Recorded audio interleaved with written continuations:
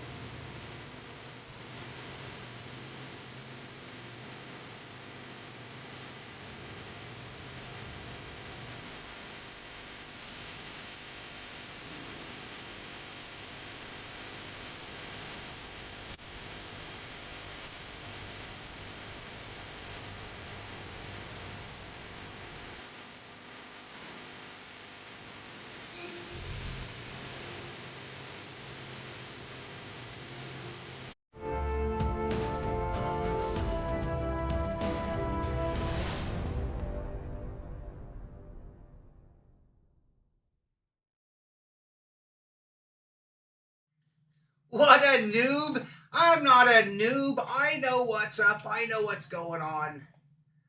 No, I just didn't expect it in a much larger box than I expect. I can't tell you what it is. I cannot tell you what it is, but I can tell you that it needed to get out of the rain immediately, and it was bigger than I thought.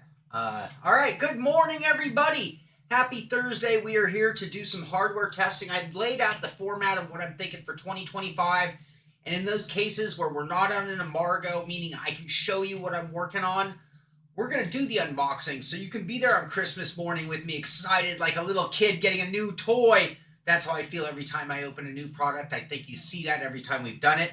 The other thing is getting to live testing. I feel like this is a dual beneficial ability to be able to do live testing on a product, because you guys will be thinking about things that I might not think about. You're going to ask questions. They're going to help me be a better reviewer. You're going to point out things that I might not have thought of. I think I already said that.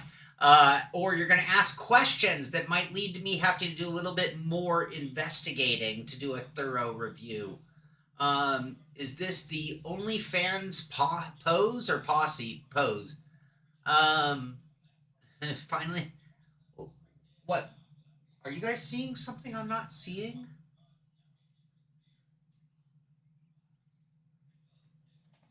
I look like a baseball coach. I'll take that. That camera looks, both cameras look a little hot, don't they? Should we do a little camera adjustment work before we get too far into this? I do have a special ability today. At some point, and again, the point is to see the hardware in action. So we do have the ability to go to the zoom cam. You can see Max down there in the corner, and you can see those pedals, those beautiful CPP pedals. They are CPP Evo, to be more correct. They're outstanding. And we've got the Eris Platinum base and the 290 GP steering wheel. A lot to cover, a lot to go over, a lot to think about while we're driving today. It's the coach teaching history. I get it. I could teach history, I think. I'm showing off my hardware. That's right. All right, here, I'm just going to turn down things a little bit. We look a little bit hot. Let's just bring down the brightness just a teeny tiny bit. Let's bring the gain a little darker. Don't want to do too much. I want you to be able to see things. I think that looks better right there. And then let's go to the other camera. Looks a little cloudy. Whoa, I didn't mean to do that. Shit. All right, sorry about this. I thought I had everything nailed, and then I went live, and I thought, no, that looks pretty... Why is this one being so different? Let's come down here. Sorry, everybody. I'm going to go down there, and then where's the game? Here's the game. Does that look good? Does that look better? Did I improve it or make it worse? Okay. You do like the purple. I like the purple. I also like the black and gold. That still looks pretty exposed over there. All right, let's see here. So all I have done, I am being 100% honest with you guys. All I have done was get things mapped, and I don't even think we're fully mapped, and I might have made a couple mistakes because I've now added some stickers to the wheel. And at some point, if you guys want me to move that camera, I can. So if you want to see over my shoulder, we can move that one. I have it in a way that I can move it around. That one stays there, but that's okay. So yeah, we have a lot to cover today. The pedals themselves, we're working with a hydraulic pedal set, which has some really good feel to it. We've got this dual cam clutch that we'll talk about. And of course the gas pedal that make up the CPP Evo pedals. Beyond that, 18 Newton meters of power. So this is a medium heavyweight.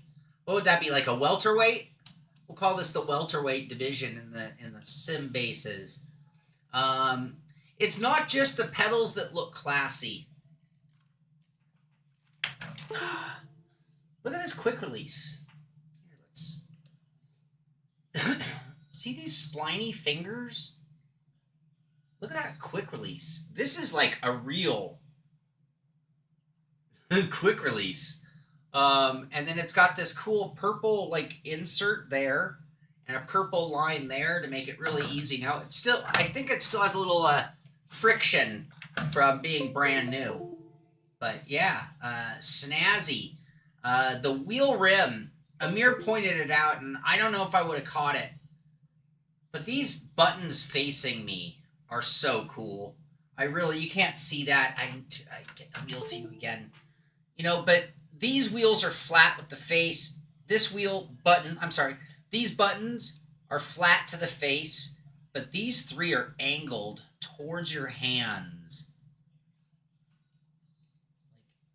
If I put that to you guys there, that's straight for those buttons, straight at the camera versus straight at the camera for those buttons, if you see what I mean.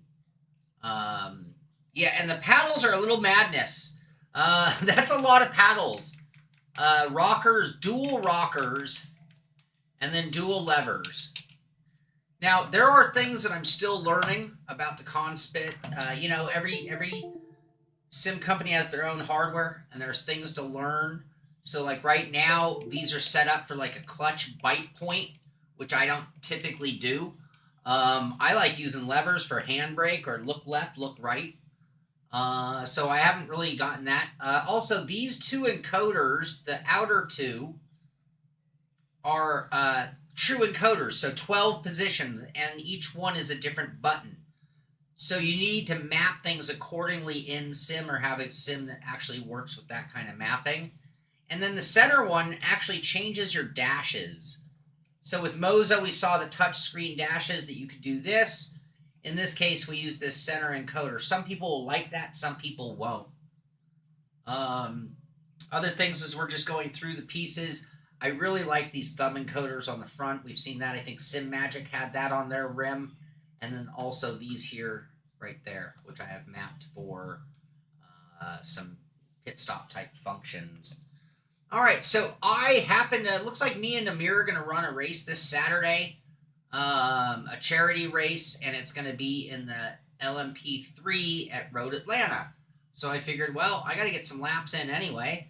Why don't we go ahead and give this setup a shakedown? So again, I want to bring up the CONSPIT software real quick. Okay, so as you can see here, what have I done? Here are the pedals. I haven't done anything. Actually, I want to go to the pedals here. I haven't done anything but calibrate. So I have calibrated and everything's operational, okay? And that's really simple and basic, by the way. So you just go to each pedal, like here we're on the clutch, and I would just hit minimum right now when I'm not applying any pressure, and then I would hit full pressure and then hit maximum, all right? And then you can adjust the curve. So if you want to have any kind of curvature on each pedal, you can do that, okay? And I've taken care of that. That's all I've done. It looks like we can increase this strength. This is up to 200. No, I can't remember the power. And then same thing for the vibration. So right now you can see right now I have clutch. I'm not going to use the clutch. I guess wheel slip would be a smarter thing for the clutch.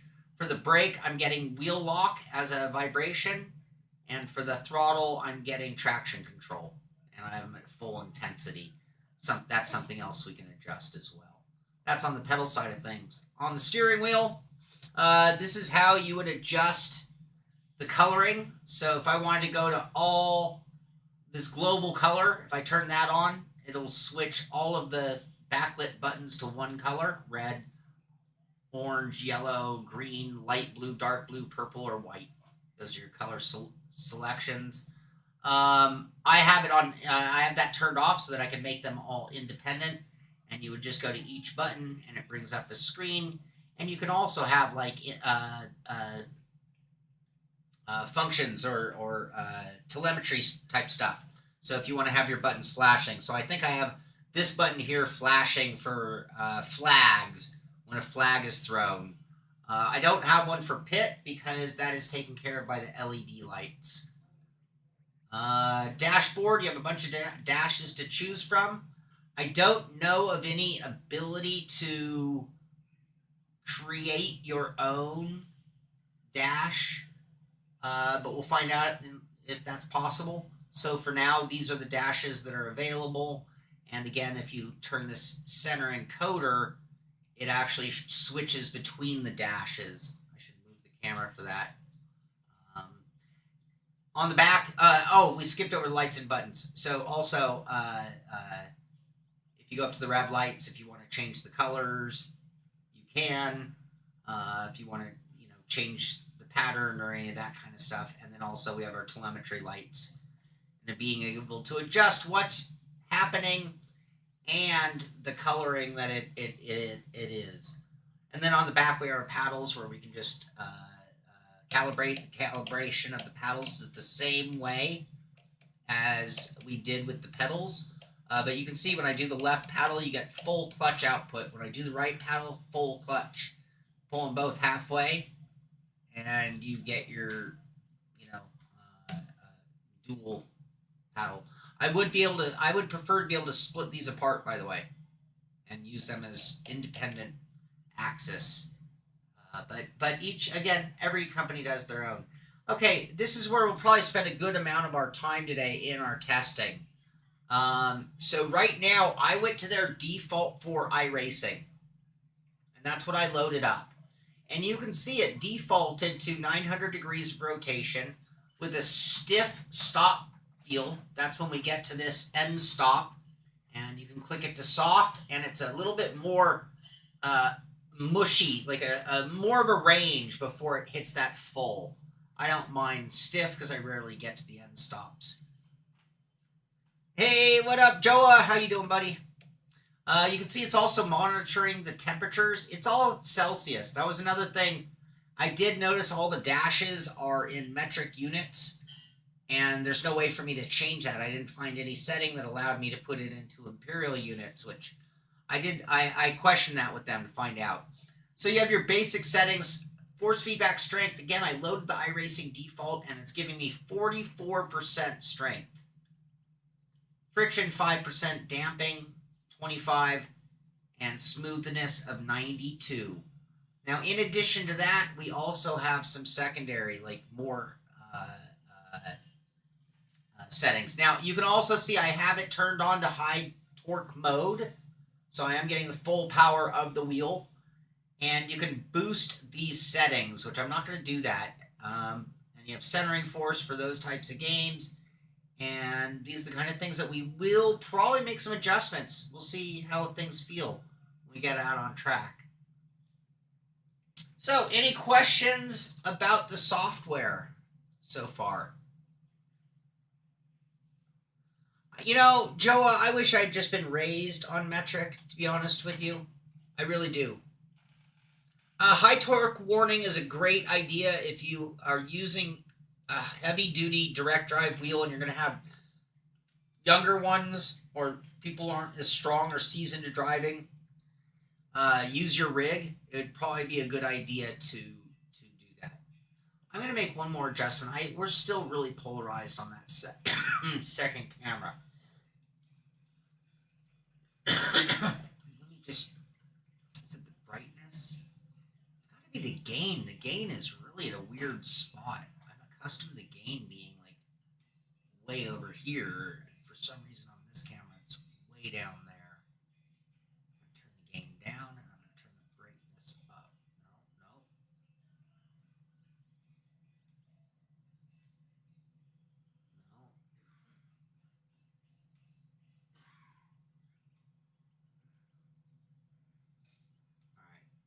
All right. I'm about done. Is that better? Oh, that's better. Max rotation of the base. Well, great question. 1080 it looks like. Let's see if we can exceed that manually. 1800, Joa.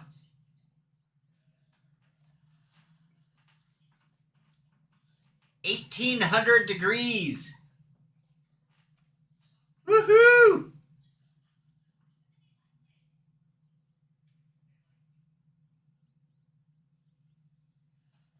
All right. He's in a safe spot. Max is in a safe spot. David S., what was your question about the pedals?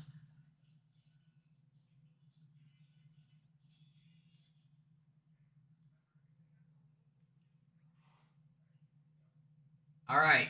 I'm ready to hit the track.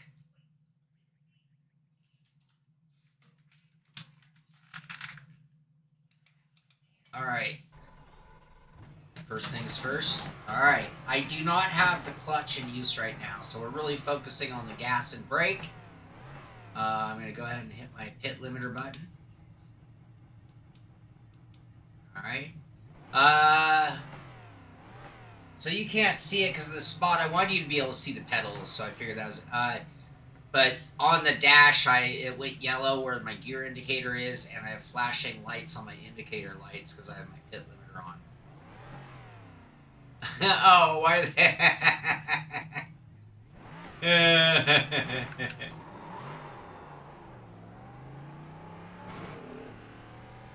Alright, so I haven't even tried this car and set up. Push-pull shifters. That's going to be a little weird for a few minutes. It won't take but that a few minutes to get used to it, but... Like, oh wow, it moves my other hand. That's spooky.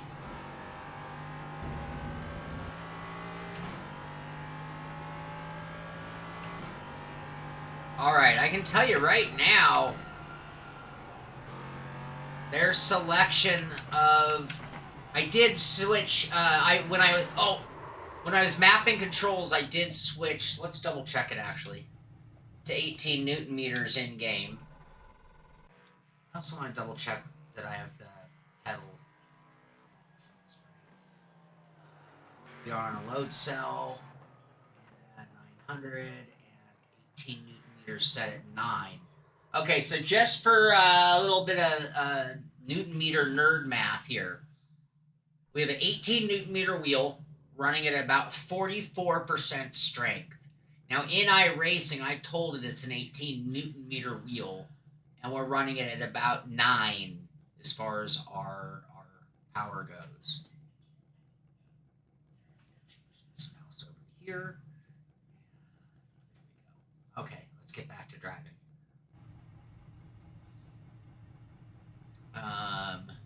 I need a sip of coffee right now. All right, so I have these for look left and look right, the upper paddles, because I have so many buttons and dials and things. I literally, like, I have a couple buttons that aren't even have stickers on them. I'm just, like, running out. So right now I thought I had that for menu. No, I have this for menu. My little thumb twisty here on the front. I like that better than the left and right there. And then... Here, I can turn this camera off so you can see what I'm doing. So, I'm going through my menus, and then here I can go to... Oh. Hey. I guess I don't have shit. Oh, I have that for brake bias. Ugh. Okay. There we go. It's this one. That's smart.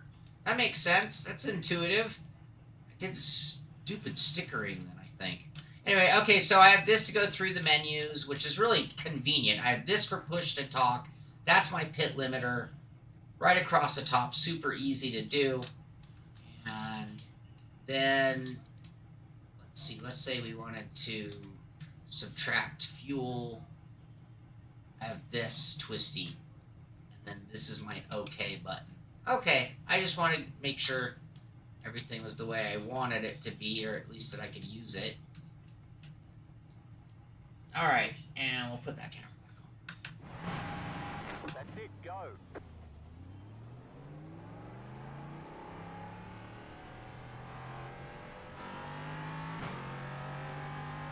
Alright, so their recommendation of that 40, let's start off with power. It's the first thing that's coming to my mind as I get on the track.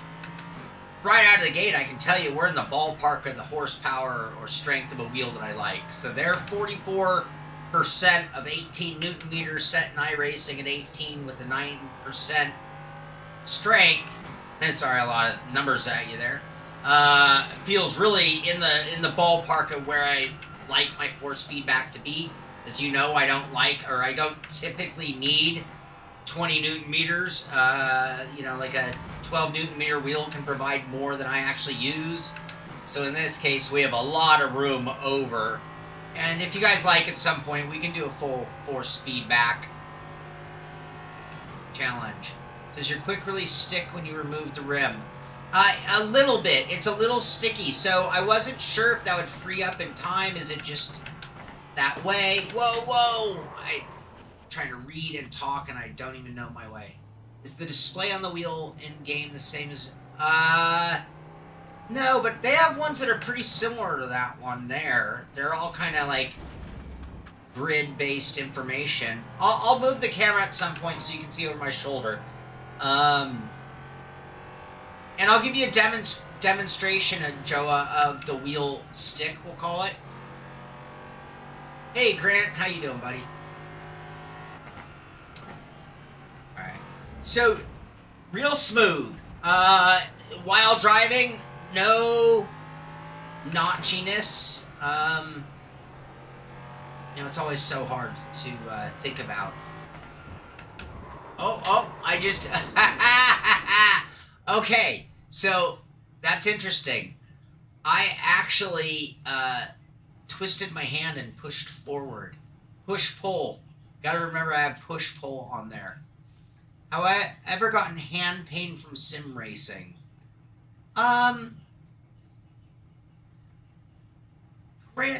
typically. And I think that's a few reasons. I've been doing this many years. My hand, and I was a car mechanic so I do have relatively strong hands, I would say. And they're quite seasoned to racing, both real life and sim racing. So with that, no. Now, does that mean I haven't gotten sore hands from time to time? Sure, I definitely do. Yeah, here, I'm going to go into the pits anyway. We'll give you that demonstration right now, Joa. Because it is a little sticky, but not enough that I'm upset by any means. So, as I say that, it won't come off. Look at that. There you go. So yeah, it can be. We're going to do that again.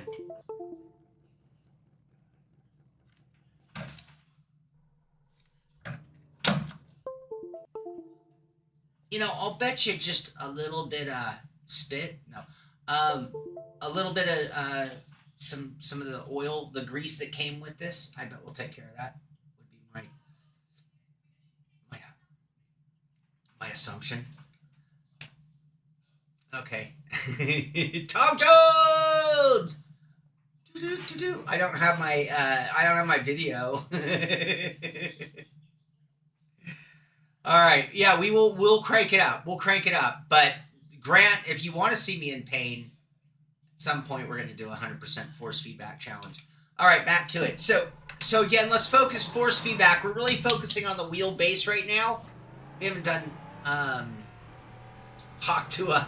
Exactly, David. I would have said that, but I think she has that copyrighted. I'd have to pay her money, if I'm not mistaken. I hope she does. She deserves to, I guess.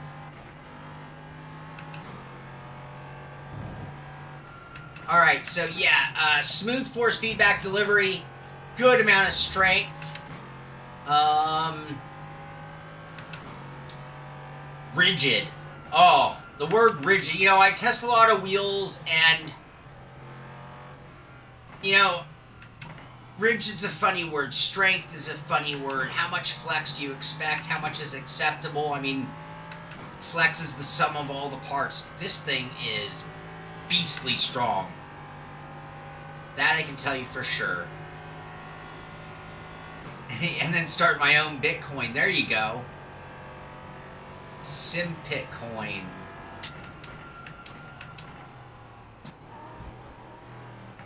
Zero utility. Whoa! Not driving very good. I gotta get my... if Amir's here, I'm in trouble. If Amir's here and he's watching this, I'm gonna be in trouble. Alright. The primary shifters are really strong paddles. So the rocker, I haven't used them in the reverse direction as of now. Maybe we need some rally car. I don't know. It's usually for when you're doing like a full 180 and trying to downshift, right? So I'm just still straightforward using them. They're really rigid and snappy. I like the way they feel the action on them. It's not a metal on metal click, but it's not like mush by any means. Good feeling. I think push-pull are the kind of things that people have like a love-hate. I personally probably prefer conventional, but I certainly understand the reasoning and logic behind push-pull, and there have been times that I wish I had push-pull and I didn't. If we were to track with like 180-degree corners like Okayama, we would probably be able... Oh, I keep really getting on the gas for third gear. That's a lot of torque off the corner, isn't it? I'm not really being very mindful. I'm talking and thinking, but come on.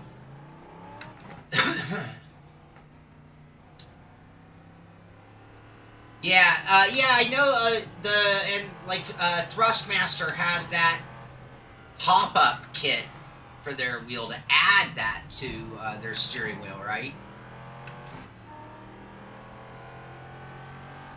This thing's a torquey monster. Real torquey. Whoa. I'm in an LMP3. We're in the Liger.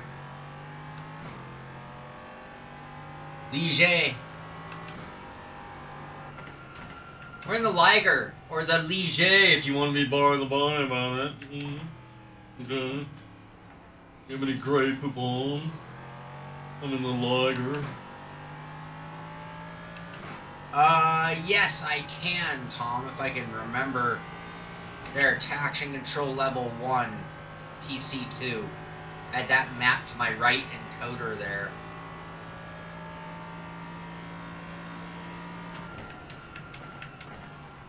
Probably use 6th gear there.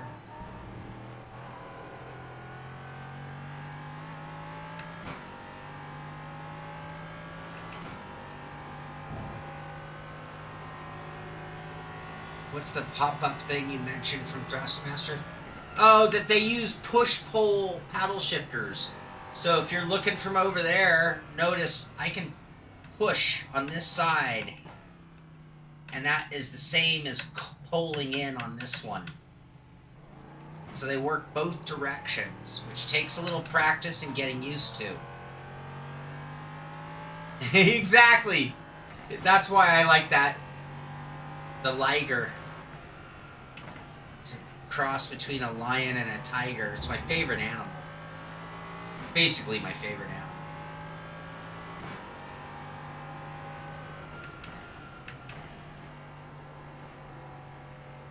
Force feedback, like I am not sitting here wanting or needing a lot of adjustments. So things that would be occurring to me, like what is the, well, we do have a little bit of wobble, all right? Yeah, you cannot let go of this wheel while running at this strength or power. Now, with it turned down, that might not be an issue. We might be able to dial that out with some damping or some mechanical friction. Those are two adjustments. So my questioning when I don't let go is, so how bouncy? Like right now we're getting a little bit of bounce. That's, oh yeah, that's a lot of bounce out of the wheel. It almost forces overcorrection. So we might have to slow down the wheel's response a little bit to be super comfortable, in my opinion.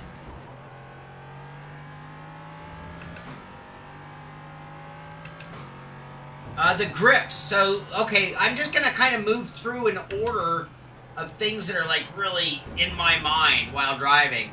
The grips, they're rubber. It's a very, very hard rubber. I would probably, and it's so hard, again, everybody has their own preference. I would probably prefer just a tiny, tiny bit of squish to it. Just a hint of squish, and there's almost none. What I do like is there's no seam, there's no holes for the screws or something to hold them together, and they're integrated into the base. Like you can't even feel the seam that's there between the metal, that's actually aluminum up there, and the grip down here. It's really, really nicely integrated. I'd say they're probably a medium-large grip in terms of overall size. Alright. This thing's so strong. There's absolutely no flex. There's no twisty flex. There's no vertical. There's no push-pull flex. Absolutely one of the strongest wheels I've ever tested in that respect. For sure. Okay. Yeah, you gotta give it a good yank. Shut up. Before you even start saying anything, just shut up. You gotta give it a good yank. Alright. That quick release is sticky. That quick release is sticky. Okay. My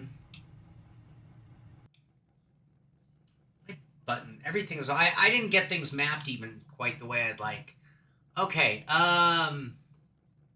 What do you use to hunt? Damn. Wolverines. The correct answer is Wolverines up in Alaska. Okay.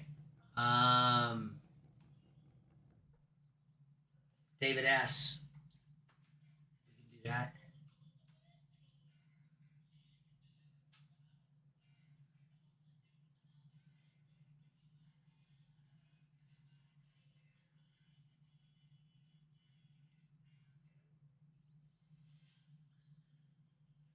There you go. That's the real deal.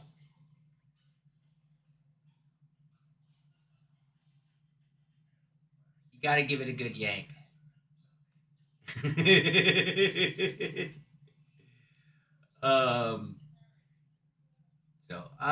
Thank you for that, David. Thank you, buddy. All right. Okay, so it's hard to tell you guys everything while we're driving. So again, the action on the paddles is really nice. I haven't used the uppers except by accident that one time on a push. And I haven't used the lower levers. I don't even have them mapped right now for anything. We could probably I've never really figured out how to. I don't drive the Formula One cars, so I've never figured out how to do this. Find a button or axis to trigger the launch control. Okay.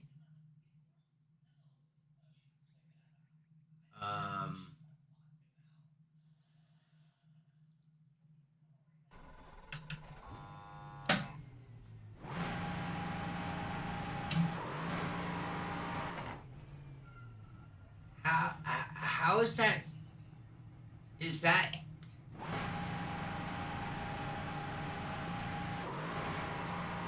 Is that different than a clutch? I guess it allows me to hold the brake if it was on a downhill where we might roll. So, anyway. Or is it so I can do like a Schumacher neutral through the corner thing?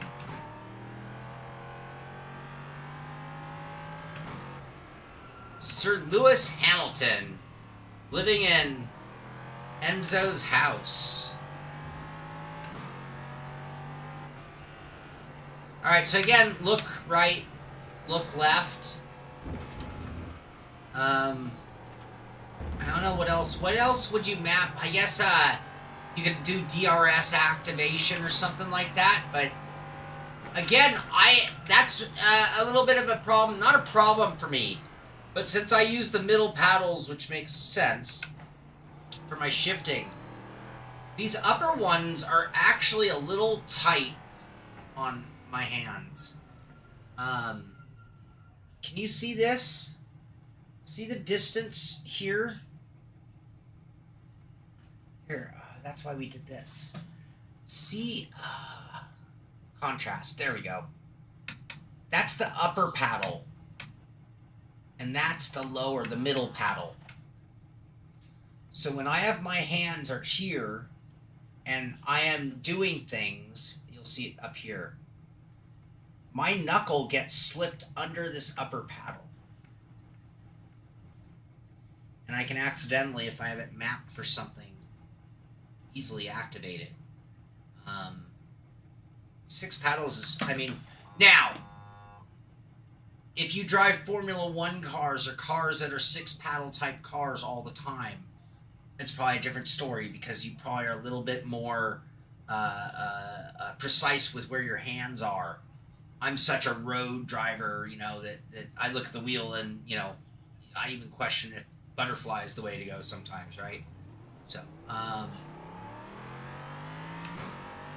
and for the elevator, like trim, I use them for trim.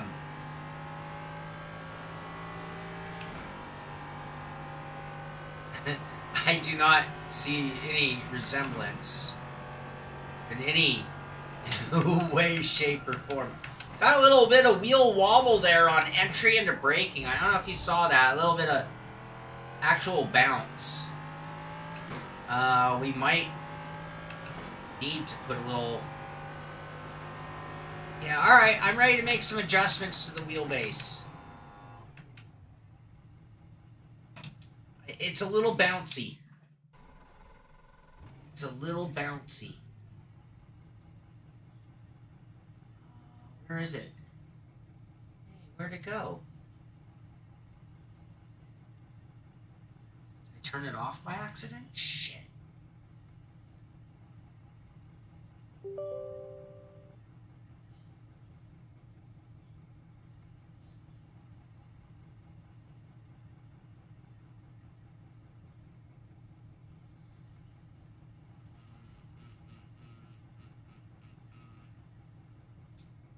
Okay.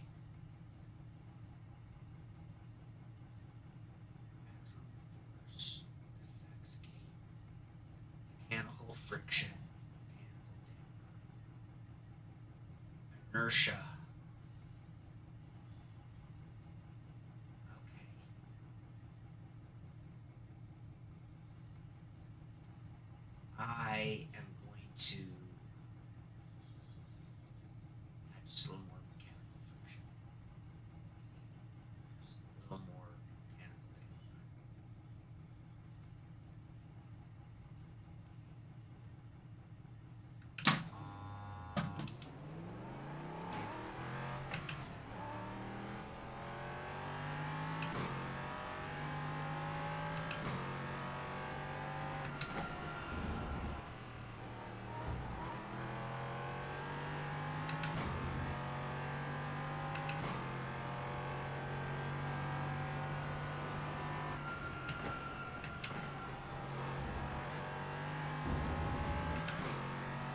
Yeah, I think that might be better.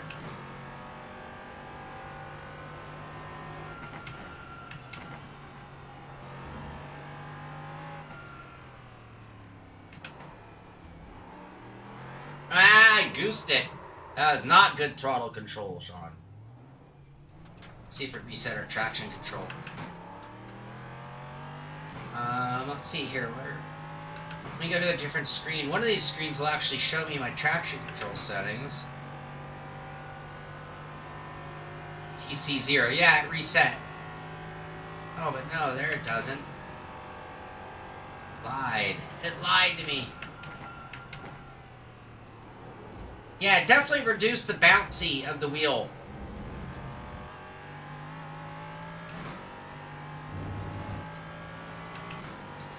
No, they're not.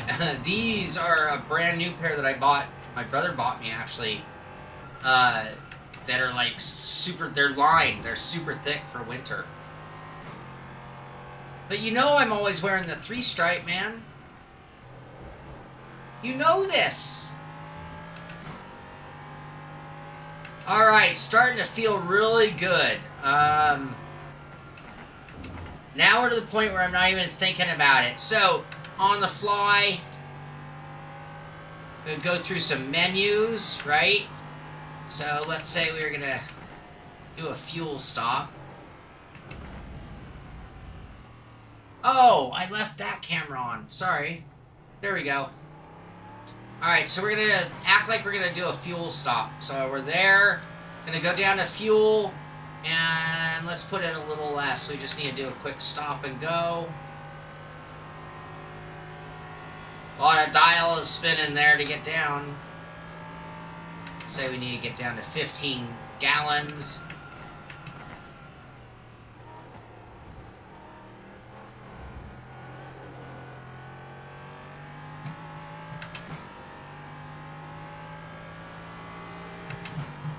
Might not be the ideal button if you're going to have to do fuel adjustments.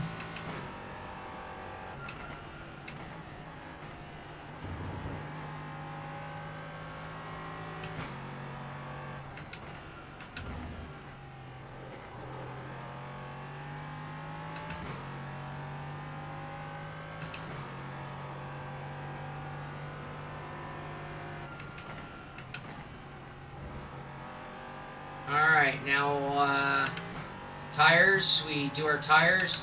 We don't need tires. Oh, where's my OK wasn't working?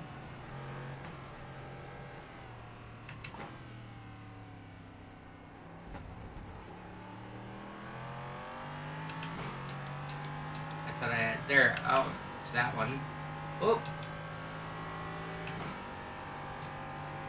Alright, we're good to go.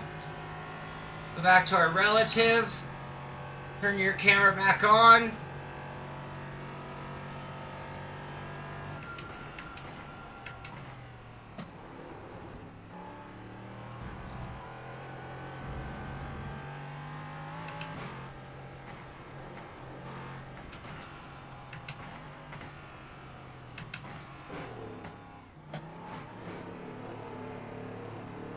All right. Shawnee 3-stripe. That's right. Okay, yeah, buttons feel real good. These buttons have a good snap to them. Interesting. I almost want to move the camera. Maybe I need to... Maybe since I've been talking about the steering wheel, I should have put the camera over here. And then maybe I'll just move that camera to the pedals when we get to there. Maybe that would be smarter. Forgive me. Forgive me, I'm new to this.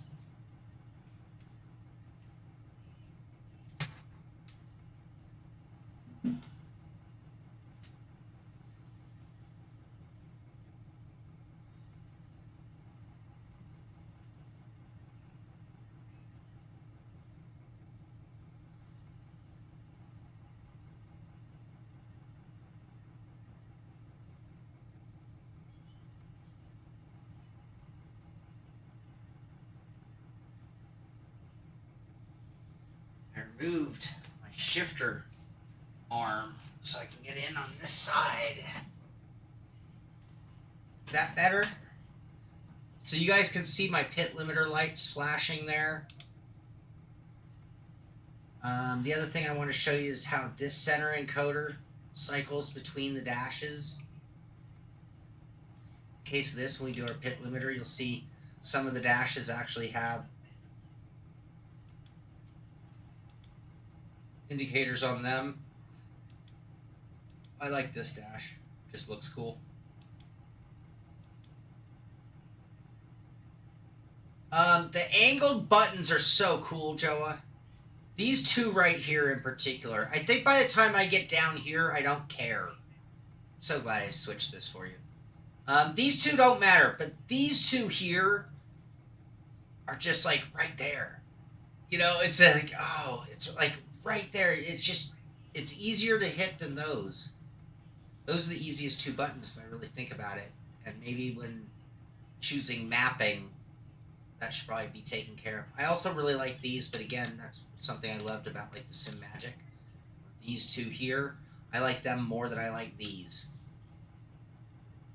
Haven't used these much, and I don't have them mapped to anything. They're hard to use. I mean, they're right there, but on the fly, I'm only going to map one or two controls to this anyway. And then what else was I going to show you on the... Oh, here's what I want to show you. So these buttons, I remember this from the HAO. They go out when you press them. And I'm not sure if I love that or hate that. I mean, at first it's a little alarming because I've never had a wheel that does that. But then there's a side of me that makes me think, well, maybe that's kind of cool. That extra confirmation that something happened. Not sure if it's needed. But it's cool. So yeah, the rotaries feel good. These are real solid feeling. Aluminum caps on these silver ones are all aluminum. Aluminum caps on the joystick. Yeah, those are metal. I was gonna say, I think these are plastic. No, of course. This thing's all high end. Everything on it. I mean, the paddle shifter ends are carbon fiber. The bars are aluminum. The back case is aluminum. The front is carbon. I think this is real carbon. Might be that carbon composite. I'll have to look into that. All right. Yeah. If I can get the wheel off. Yeah, those are metal. Metal. Metal. For sure. See that quick release real quick. So there's that purple insert I was talking about. So you know the keyway. And line it up. And yeah, it is stiff coming off.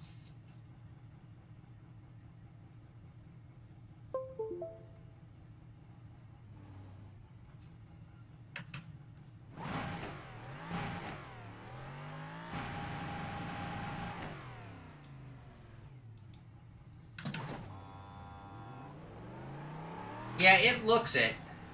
Whoa, whoa. This thing is super... This is a nice steering wheel.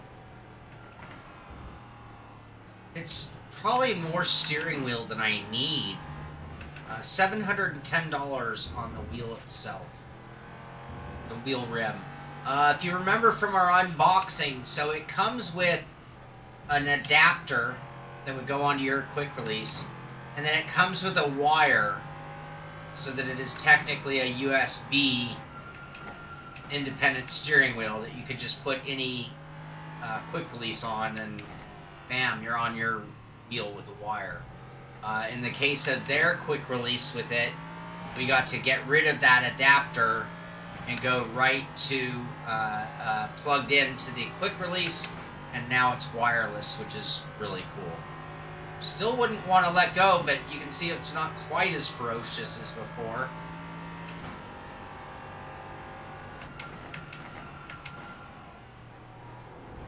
You guys saw from the other direction, stiffness.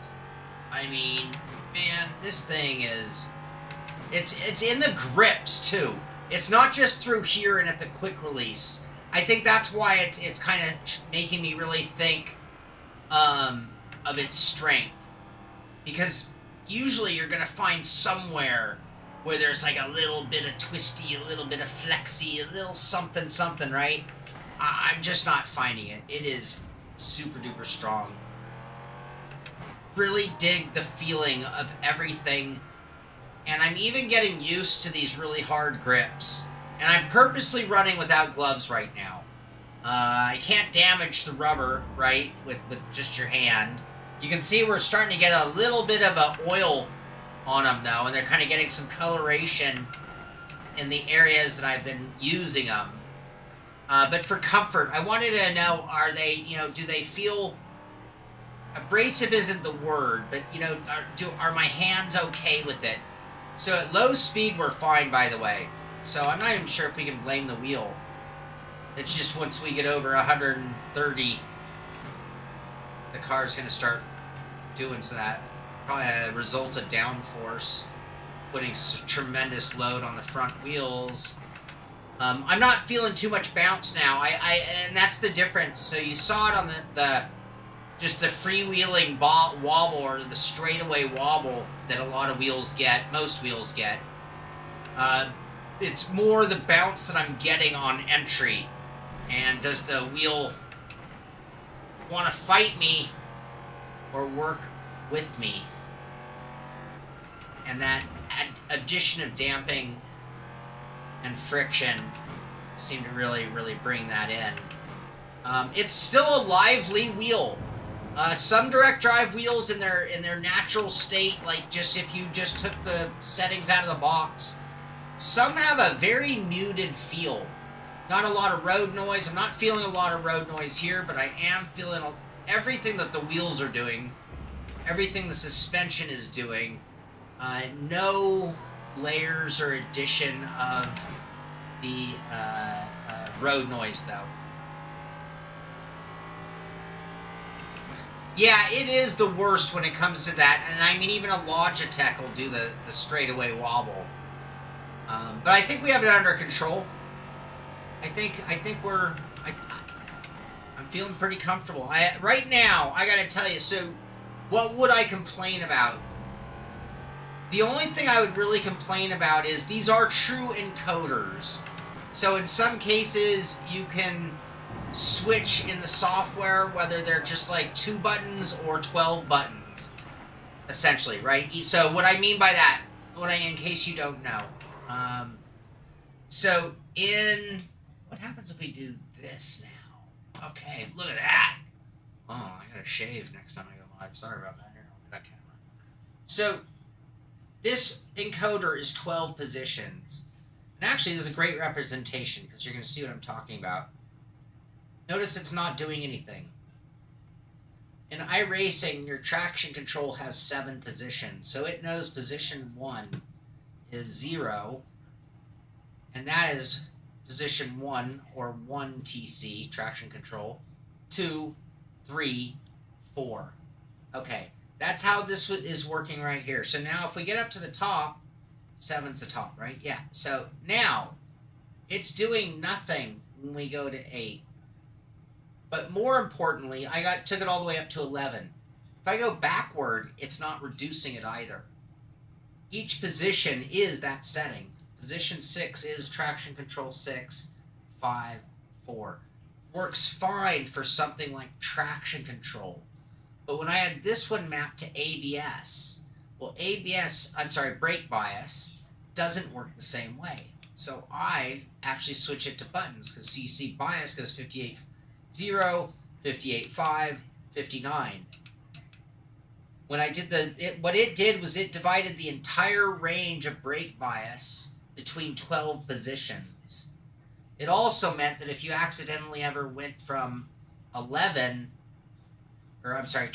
to 1, it would go all the way from full forward to full reverse, or the other way around. So that's always a little tricky. Now, in some wheels, you can turn these to, instead of 12 positions, it's just every time you do that, it's one button. And every time you go that way, it's another button. And then it's just like the same as using the two buttons here, but in a round format. I hope that explains it and makes sense. And it's one difference between this and some. Yeah, the Neo did the same thing. Now these are just up and down, two button, like we were talking about. Same as doing these, same thing here. So that's kind of cool. And in sims that work, like in the case of the traction control, that's bitchin'. I love the way that works. You know, and then what it would also encourage me to pull this off and put that ring sticker on it so it actually shows the numbers, right? Knowing that's traction control 0, 1, 2, and so on, right? I really, really dig that. I want to show you guys the back. I find it does come off easier to 90 degree. Just want to show you guys the back. Oh, so this is all one piece. Ah, I'm glad I looked. I just see these. When I'm driving, all I see are the bottom ones, and I see these carbon fiber extensions. The upper two are solid. That's why they're so rigid. These suckers are solid aluminum all the way across. Really kind of cool.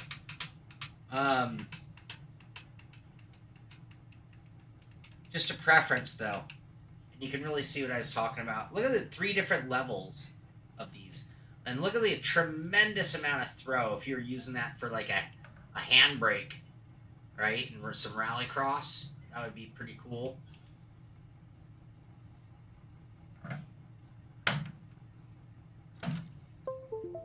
Goes on super easy.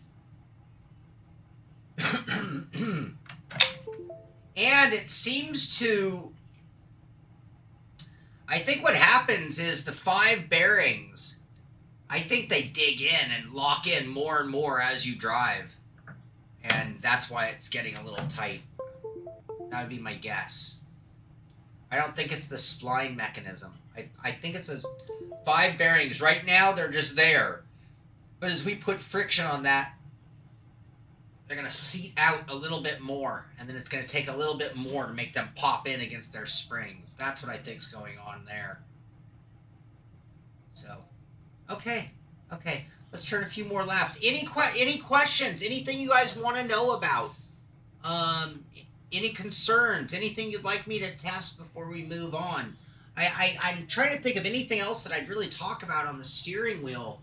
The displays, so here, I'm going to kind of cycle through them. You guys can kind of see what's going on. And no, that's not the Bentley display. You're not going to get any tilting out of this one. All right, it just kind of looks like it. But I tend to like round dials. It's unfortunately the only round dial dash they have. Some of them are the same, but like if you remember on the Moza, you'd have a dash and then you'd have a secondary page. Well, this is almost like the secondary page of this one, so all of this stayed the same, but it switched from tire pressure to wear, I think. Same thing there. Everything stayed the same, but it switched to a different tire information. You can see that one's a little more drastic in the changing between the 2 screens. We have all sorts of quotes from this show, don't we? Oh, we have a 3rd layer for that one. So you have this one with oil pressure, water temp, and lap times versus this one with tire and brake information. And this one with race data, screen, speed, fuel, laps, things like that. Got this one, which is kind of cool. Your delta on there even. Leave that one on. Right. Oh, where's my gear? Where's my gear indicator? Is that from going in and out?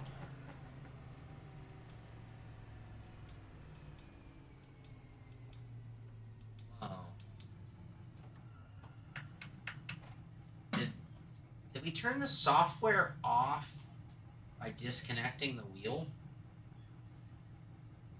Yeah. Oh, that's interesting. That's not good, I don't think. So if we're going to test this? Let's test this and see what the hell just happened. But it shut down the CONSPIT software. And I'm going to assume it happened when I pulled the wheel off.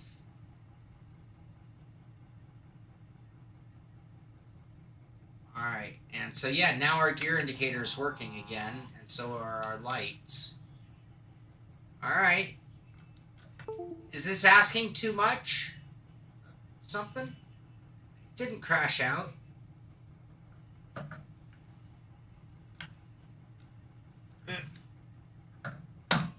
Oh. That was me, not the wheel. When the wheel went back on, it crashed the software. Okay, I gotta let them know that happened. I don't think that should happen. What if we were out of the car? Let's do the same thing while we're not actually in the car where it's trying to get some kind of telemetry reading. Here,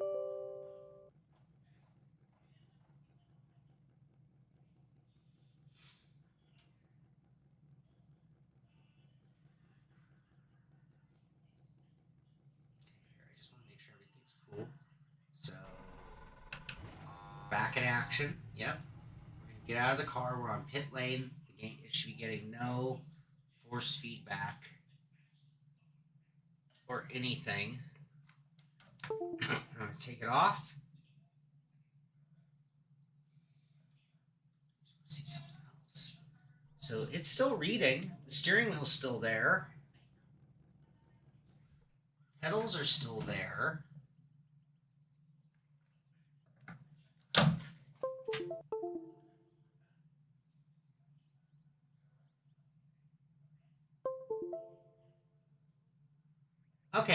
Okay, so so if you're in the car, don't take your steering wheel off.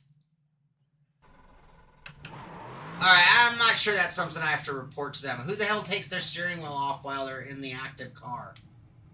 Am I right? Is that a concern, or am I right?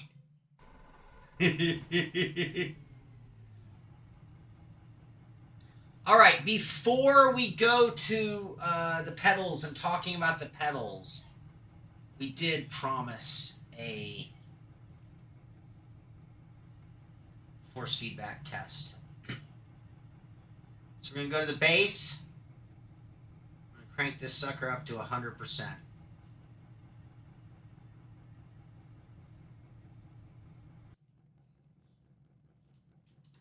%. Yeah, I didn't think that. Yeah, you just shouldn't do that. Yeah, I think that's okay. I think that's asking a bit much. All right, 18 Newton meters. This is everything I can throw at it. And I'm a bit afraid. I'm going to hold on with two hands. Alright, it hasn't hurt us yet. Do you guys want... Here, let me give you guys some more information. Let's put this there for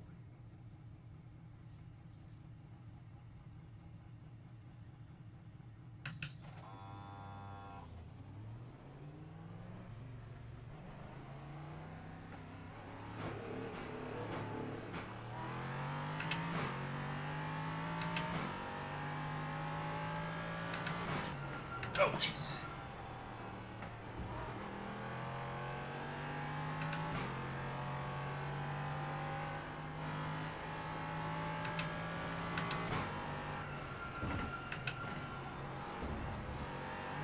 I mean, it's not... it's not undoable, but that's a lot more than I would ever race with. And I can safely say that I've never driven a car... I mean, even without power steering, this is stronger than... Oh, that wobble. You gotta fight the wobble down the straightaway once you're above 130.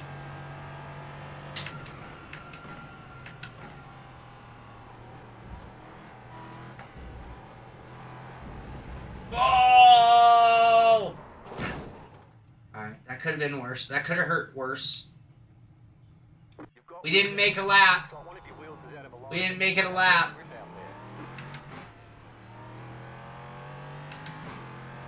The hardest spot was up here. Braking left and turning right. That was about as... Whoa. It's starting to hurt my shoulder. My shoulders have been giving me a little bit of issue for the last few weeks.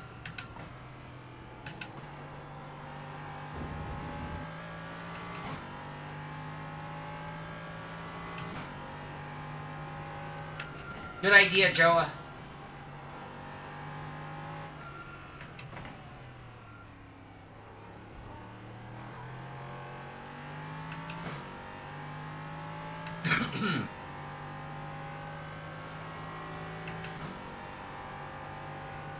I mean, if I got in someone's sim and it had this much, I'd be able to drive it, and then I'd turn to them and be like, why do you have your force feedback cranked up so high? Now, I will say, when I worked at CXC, Townsend Bell came in and jumped on our Bodner. We had, like, the medium weight Bodner, I think, and would crank it up to practice for Indy.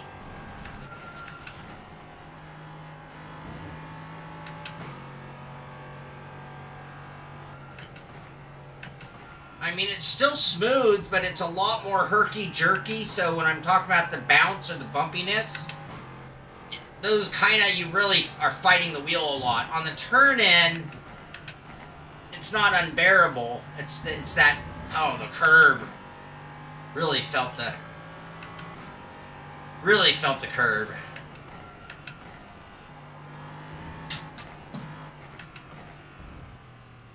Way too early for that. Oh, yeah, that's going to do it in my shoulder real quick, though. Hands are now hurting. Getting the claw.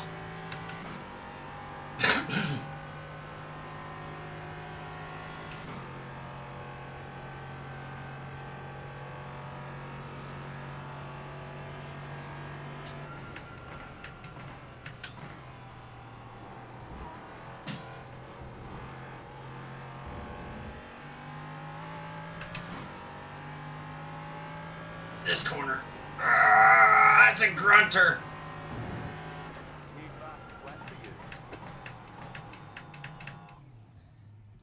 Yeah, I wouldn't want to do that very long.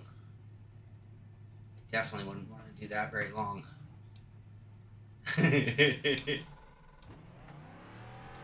Oh, what was that? Why are we getting... you see that? We're getting some gas pedal artifact. Look, it's sticky.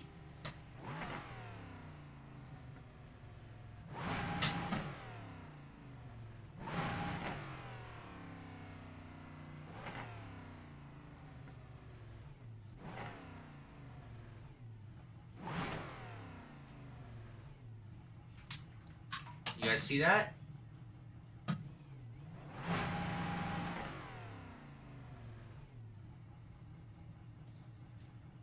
Now, a lot of pedals do this, and it really annoys me. That right there can cause a crash. That little sliver of throttle you see right there can literally cause a crash. Well, maybe not that much.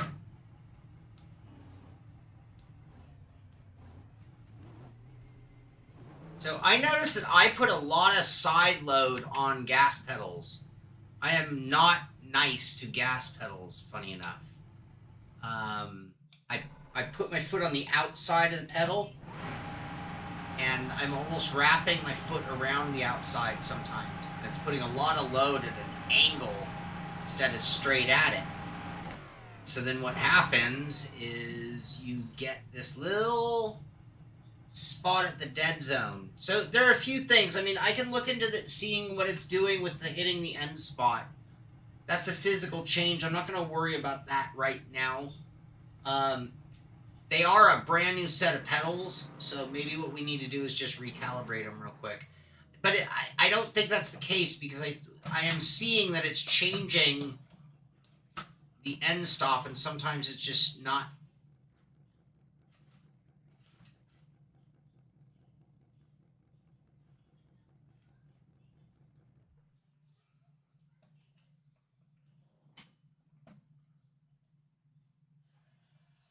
That feels like about 100 kilograms of load brake pressure.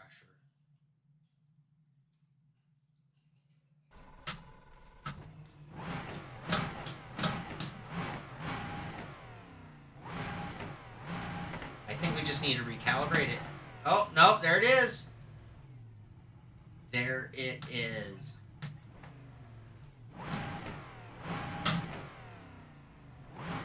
All right, well, the next option would be a recalibration in the software. But again, what I'm seeing is a sticking point, right? Are you seeing the same thing as I am? And if that's the case, what I would then do is, can I bring dead zone into it? Oh. No. I'd like to be able to create a little dead zone right there. Throttle.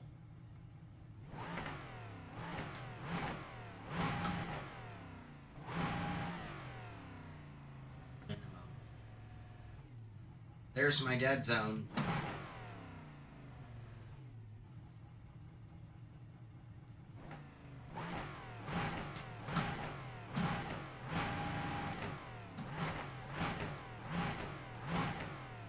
All right, I think we cured it. Now,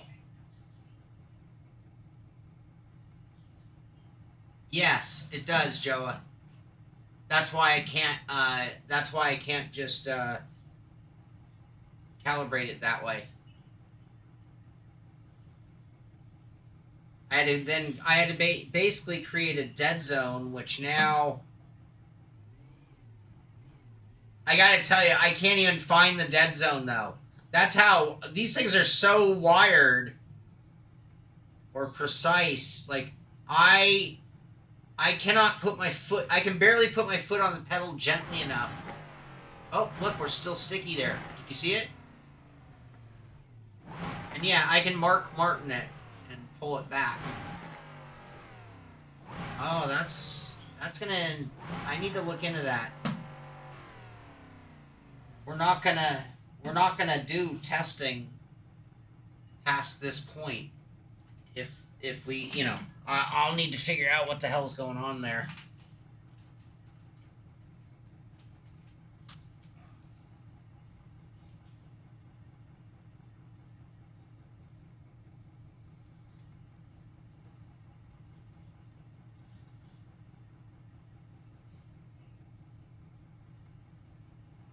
A little more light on that.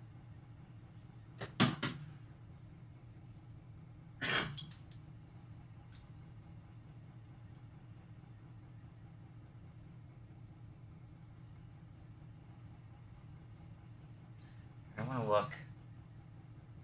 I don't know if I can see what's going on. Oh, don't clown me for my POV. I pulled my rig back so you guys could see. I mean, we have ball bearings on the pivot point. End stop.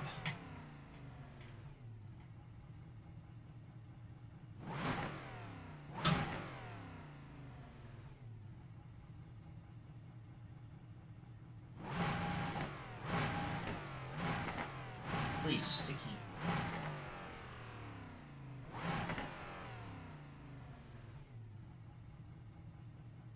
Playing with this travel screw, and I'm making it less. Oh, look at that. Oh, that's cool.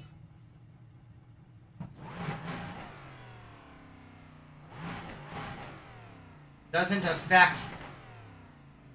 Look, you can see me pulling it out. It needs more preload. That's what it really needs.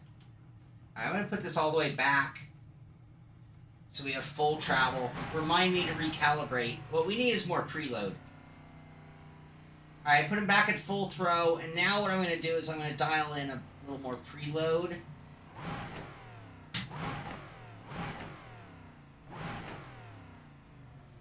The clutch or the gas that had that? Plus minus. This one.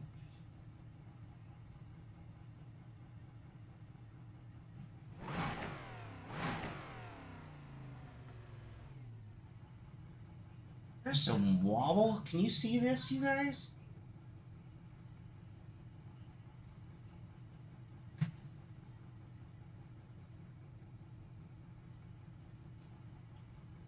Optical illusion? What's going on there? Can't see your comment. Sorry, guys.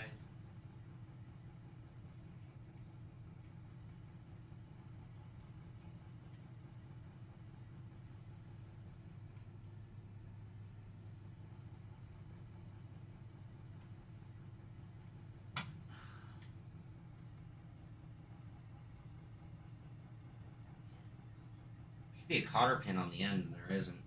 There's a spot for it.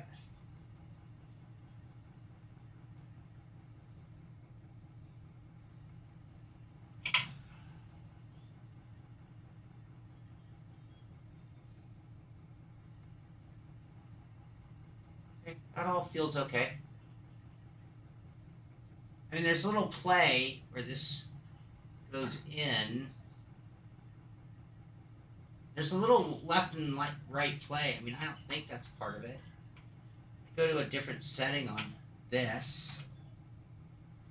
That's it.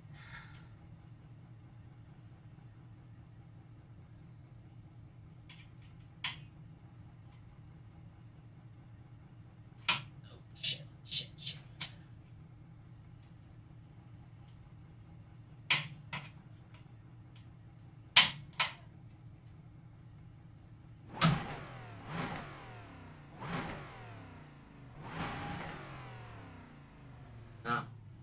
Alright, this is going to be a problem. I got to fix this. There's some kind of binding that's just preventing it. I mean, do you see that? Can you see that? That movement right there.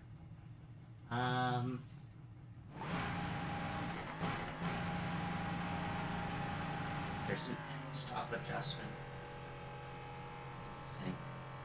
See, I want the gas forward. I don't want to limit it either. So even if it had an end stop where I could stop its movement there, ideally, if anything, I'd want it even further forward. The gas should be in front of the brake pedal, if not flush. So, with that... Oh, Max, I almost stepped on you. I'm sorry. I think we're going to leave the pedals to part 2 of this. I want to investigate. It came with some grease. It came with some tools. Spit on it. No, the spring wasn't binding. So yeah, I think we're gonna do. I mean, everything felt great about the pedals. I mean, I didn't even talk about them in the beginning because just out of the gate, like the brake pedal felt good. It had a little bit more travel distance than I have my pedals set up for, but it had a good feeling to it, and I was easily able to modulate. But yeah, that gas pedal, I need to fix that and find out why. And I might even do a little video if I figure it out, because maybe that'll help other people have these pedals if they're having a similar problem. And I have to say, this is not the first pedal set that I've had this exact problem on. Unfortunately, it's way too common, especially the way I, again, do that side thing, right? My foot is way out here on a pedal face. Which, look at how bad it's coming from that angle.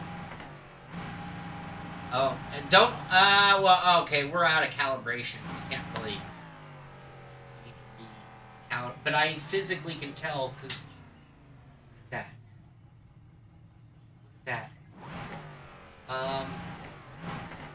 Another thing, could I put a stronger spring would help. I don't know if I want much stronger though. That's not like it's some lightweight spring. There's a fair amount of resistance on that. Let me try cranking up that preload. That's where we are at.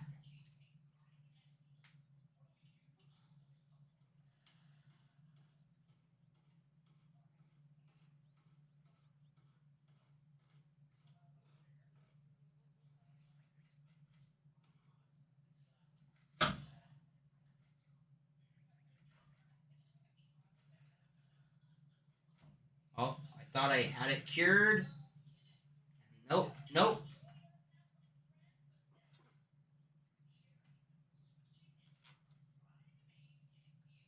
Okay, yeah, we're going to do a little maintenance on these. We're going to pull them off the rig. We're going to make sure that's all clean. Maybe that bearing assembly is something's too tight in there. And then we're going to figure it out, and we will do a part 2. So we'll do a CONSPIT. Okay, so where are we at? I really like this base. Oh, we didn't check the temperatures. It's probably been too long, huh?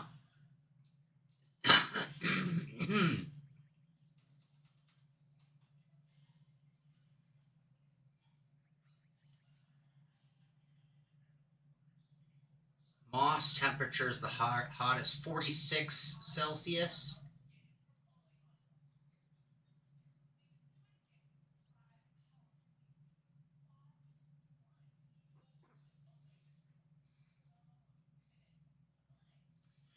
Let's go ahead and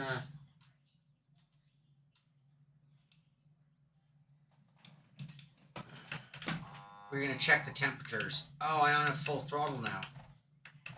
My car's dead.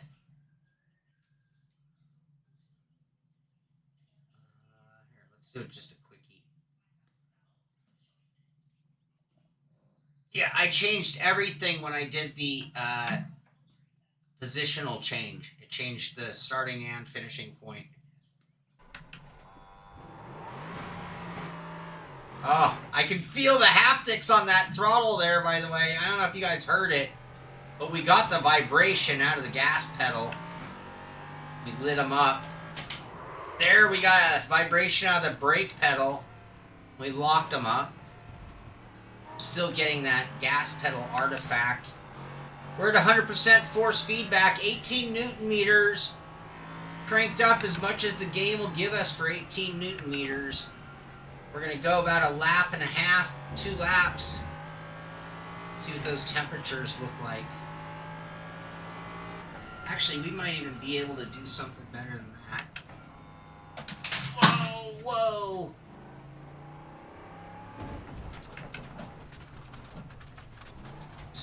Running temperatures. Plan.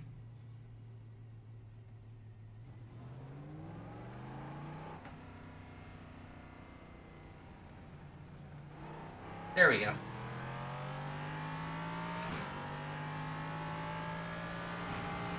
All right, 100%. I can only see 20%.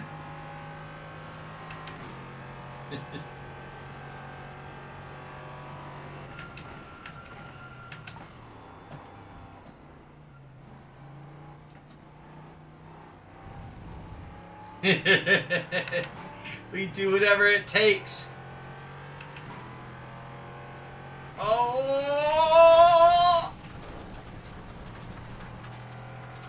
How are our temperatures? You guys can see them. I can't see the temperatures.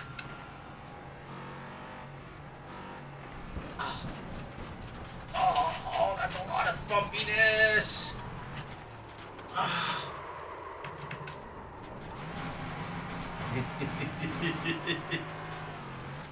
Yeah, 100%. 18 Newton meters at 100%.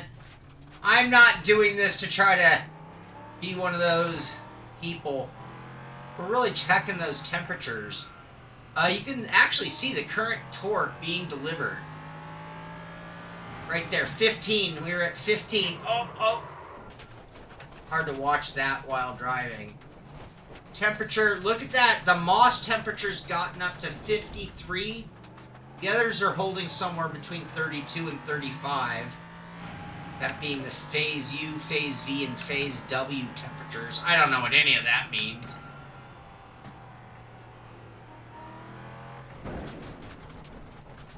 Man, I'd almost like to have the left side back.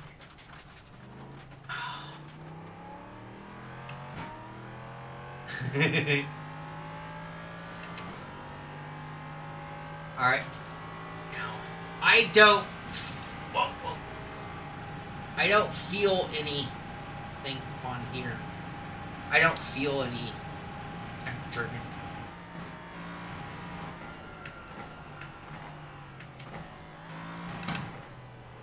Someday, me and James will meet. We will arm wrestle. Apparently. I don't know, James. I'm a pretty strong dude. I don't know. Don't let the 5'6" stature fool ya. Oh. All right. Yeah. All right. You know, long term, so we can see they are jumping up a little bit. Phase U up to 36. The other two, V and W, are at 35. Our Moss temperature at 53. I mean, that was only 2 laps at 100%.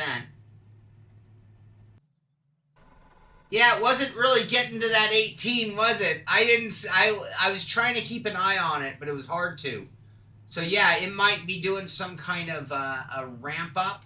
I also didn't see what was happening on the clipping bar.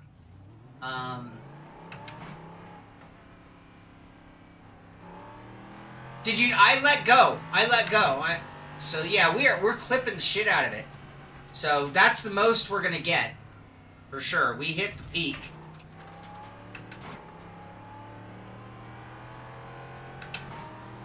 Here, let's do a couple. I mean, 18 is any more than this, and I'd be like, turn it down. I can't drive. I can drive at 18, or I should say, I can drive at 15 Newton meters.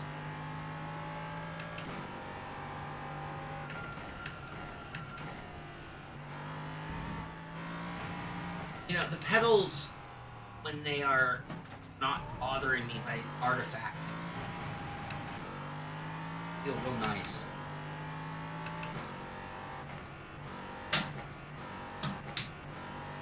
And that preload might have fixed it, by the way. Or minimized it so much that it might not be a risk except for when you... Yeah, okay, that was way too much. Here, I want to do 2 things real quick, but I do need to bring the street to a close. I want to go back to the brake, and I want to go minimum. And then I want to go max. Oh, no. Whoop. Max.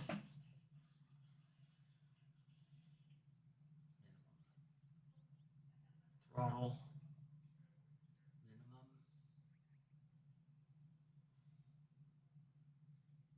Max.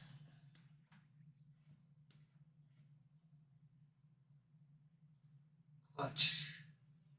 Didn't do anything in clutch. Alright, now let's go back to this. I liked their 44. 44 felt really good.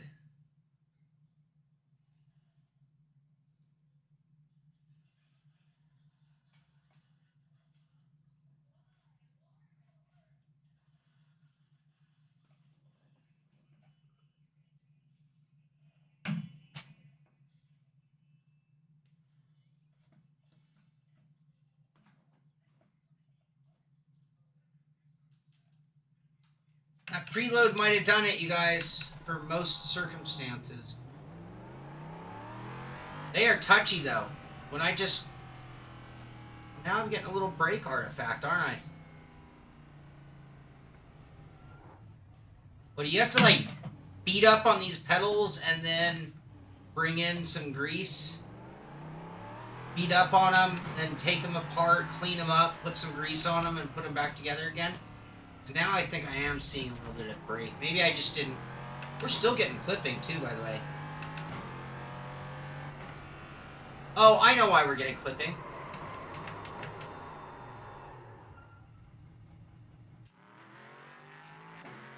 No, not cheap gear. And we're having little growing pains with the pedals right now. This is why. So,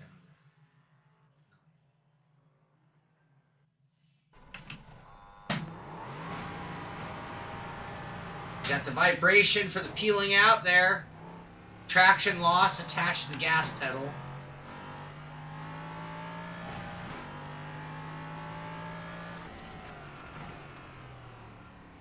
Oh my god, this feels so weak now.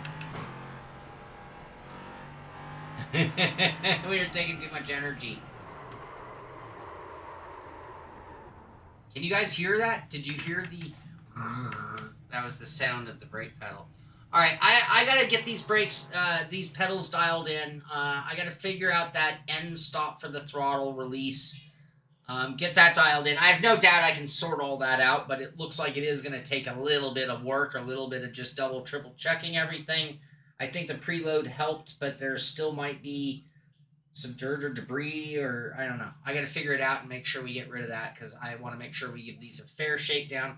Pedals feel really good, but we're going to have to put a little bit of extra work into dialing them in, getting them calibrated, making sure that we're not, because I'm not going to test them if I'm getting, binding is the word, I'm going to call it artifacts, or undesirable signal that I don't want. So I want to be fair to CONSPIT, because I've been very impressed so far. Give it the best chance, and I don't want to review them when I'm going to in a corner and all of a sudden I still have a 25% throttle going, taking me off the track. You're waiting for a cheaper force feedback brake to come on the market. Yeah, Moza's comes out sooner than later. And I wouldn't be surprised if there are a few others on the horizon. I just wouldn't be surprised at all. So, if you want to be here for our next test, we'll do another round of testing with these this setup. After I get those pedals dialed in, we'll do another round of testing. You can save your questions or comments for then, or if you want, you can always hit me up on Discord. If you look in the description of the show, there should be a link to our Discord channel, and you can hit me up anytime. And again, any questions, anything you want to know about these pedals, things you didn't think I covered, or things that I should know in advance of the review, all that stuff is appreciated. So definitely send me comments over there. And thank you for tuning in, hanging out, and doing, again, that's the vibe for 2025, is really doing more in the pit stuff. Unboxings, live testing, maybe in times when we're doing things like figuring out a fix, or if I figure out what's wrong and it was something that could be adjusted by the end user, maybe we'll do a special video on that. Anyway, we're going to try to get a lot more in the pit in 25, and this is a step in that direction. So I hope you enjoyed it. I was going to say the new face. It's not something we've never done before, but just kind of making it really a big part of the focus when we can do that. So definitely going to do a round 2 of testing on this, and we have some other stuff in the works. And like I said at the beginning of the stream, it delayed the stream. Just got another giant box here today. We're going to have to sort out as well. So hopefully good things in store for the show coming up soon. Thank you for tuning in for this one. Be sure to thumbs up. If you had a good time, enjoy what we're doing, be sure to thumbs up. Be sure to subscribe to the channel so you can find out when our next video or when we go live happens. Thank you for watching. This has been Shawnee Stripe, and I'll see Shawnee 3 Stripe signing off. This is the Simpit. I'm Sean Cole, and I'll see you on the track.